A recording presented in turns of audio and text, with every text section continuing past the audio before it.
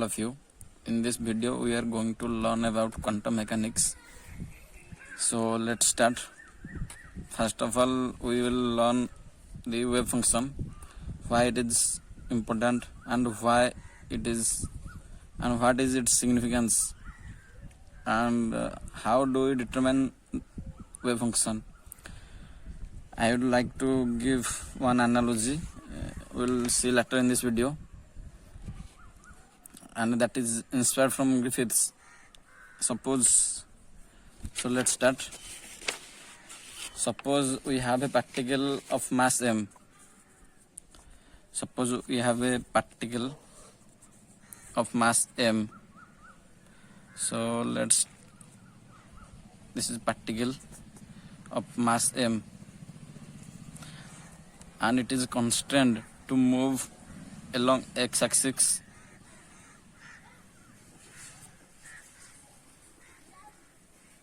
under some force of constant, and let that the force as a function f of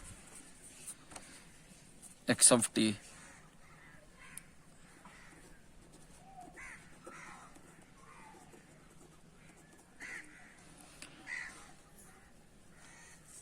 That is,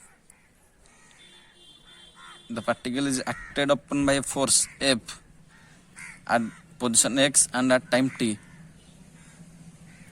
So how classical mechanics approaches? Let's see. In classical mechanics,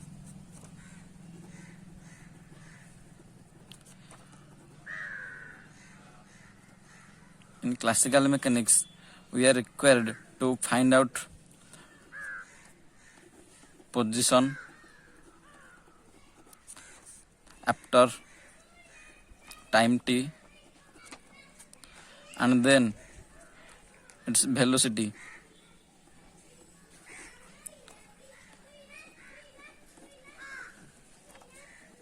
at time t. Then we find acceleration d square x by dt square at time t, and we also, if interested, we can find momentum, that is p is equal to mv, and similarly kinetic energy t is equal to half mv square. So the question arises, how we can find position after time t. This question can be solved by applying Newtonian mechanics.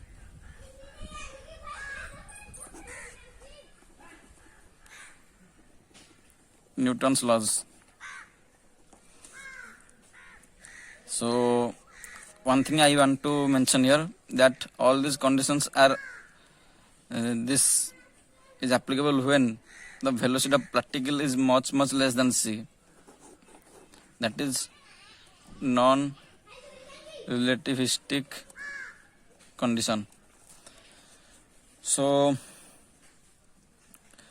suppose that there is no friction and the force acting is conservative, and we all know that conservative force can be written, and we can write conservative force in derivative of potential energy function, that is force is equal to minus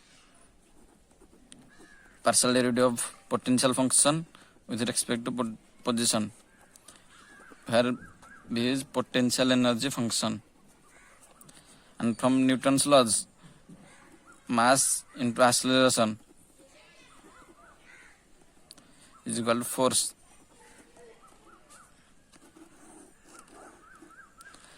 And applying initial condition, that is what is position x at time t is equal to 0, we can find what will be the position x at time t, and then we can find velocity, acceleration, and what we want, and we can determine after time t.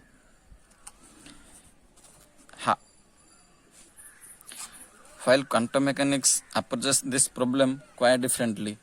In quantum mechanics, we are interested to find out wave function psi of x comma t.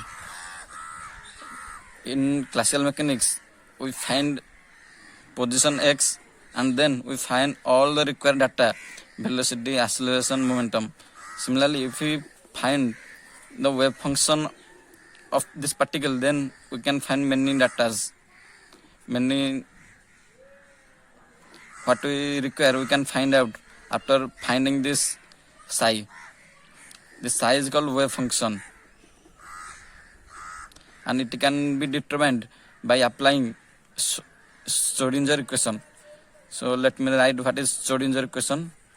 So basically Schrödinger equation is IH cross del psi by del t is equal to minus h cot square by 2m del square psi by del x square plus v psi. So this basically I is minus 1 ga under root, you all know.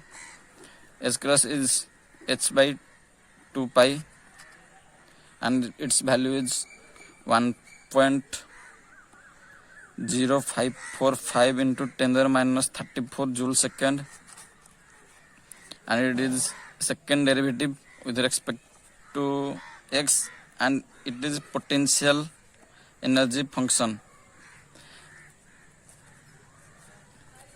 So what happens?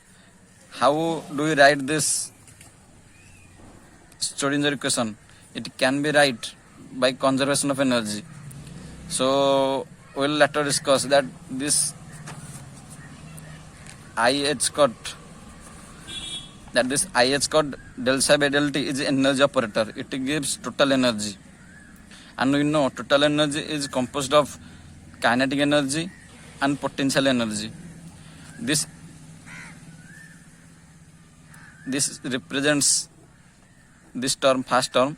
This represents kinetic energy, and this term represents potential energy. And Schrödinger equation is nothing but the conservation of total energy.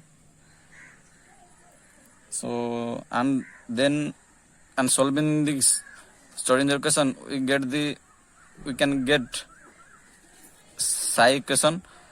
And similarly, as we earlier applied initial condition to x, similarly we can apply initial condition to this psi, and we can find psi after some time t. So this is the end of this video, and thank you.